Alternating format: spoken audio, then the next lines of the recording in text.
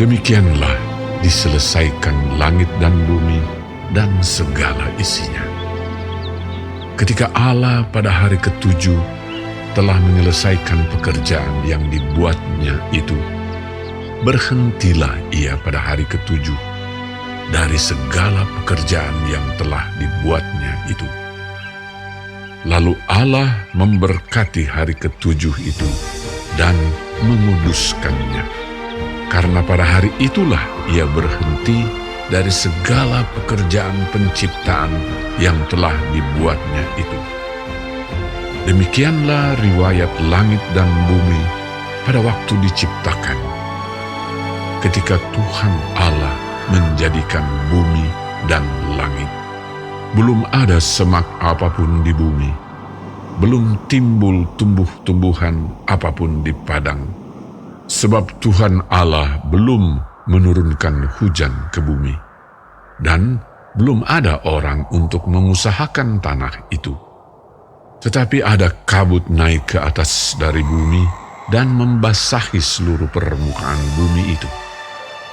Ketika itulah Tuhan Allah membentuk manusia itu dari debu tanah dan menghembuskan nafas hidup ke dalam hidungnya. Demikianlah manusia itu menjadi makhluk yang hidup.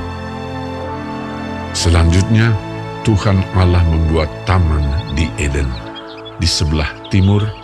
Disitulah ditempatkannya manusia yang dibentuknya itu.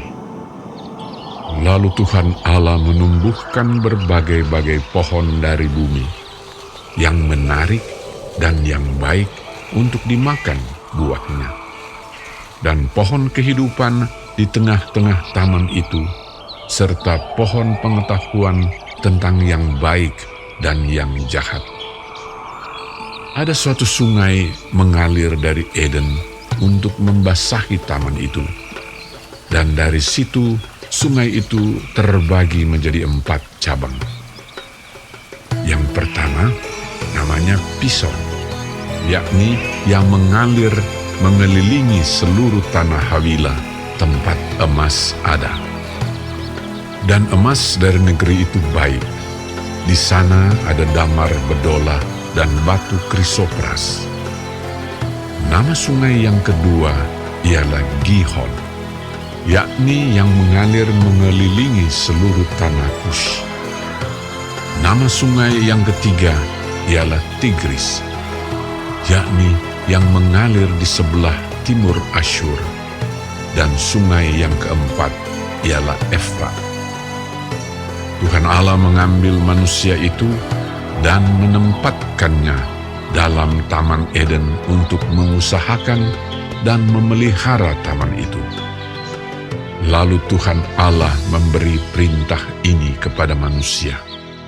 Semua pohon dalam taman ini boleh kau makan buahnya dengan bebas. Tetapi pohon pengetahuan tentang yang baik dan yang jahat itu, janganlah kau makan buahnya, sebab pada hari engkau memakannya, pastilah engkau mati. Tuhan Allah berfirman, Tidak baik kalau manusia itu seorang diri saja. Aku akan menjadikan penolong baginya yang sepadan dengan dia. Lalu Tuhan Allah membentuk dari tanah segala binatang hutan dan segala burung di udara. Dibawanyalah semuanya kepada manusia itu untuk melihat bagaimana ia menamainya.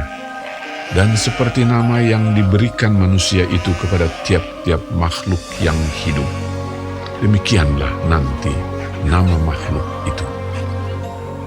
Manusia itu memberi nama kepada segala ternak, kepada burung-burung di udara, dan kepada segala binatang hutan. Tetapi baginya sendiri, ia tidak menjumpai penolong yang sepadan dengan dia. Lalu Tuhan Allah membuat manusia itu tidur nyenyak. Ketika ia tidur, Tuhan Allah mengambil salah satu rusuk daripadanya, lalu menutup tempat itu dengan daging. Dan dari rusuk yang diambil Tuhan Allah dari manusia itu, dibangunnyalah seorang perempuan. Lalu dibawanya kepada manusia itu. Lalu berkatalah manusia itu, Inilah dia, tulang dari tulangku, dan daging dari dagingku. Ia akan dinamai perempuan, sebab ia diambil dari laki-laki. sebab itu seorang laki-laki akan meninggalkan ayahnya dan ibunya dan bersatu dengan istrinya, sehingga keduanya menjadi satu daging. Mereka keduanya telanjang, manusia dan istrinya itu, tetapi mereka tidak merasa malu.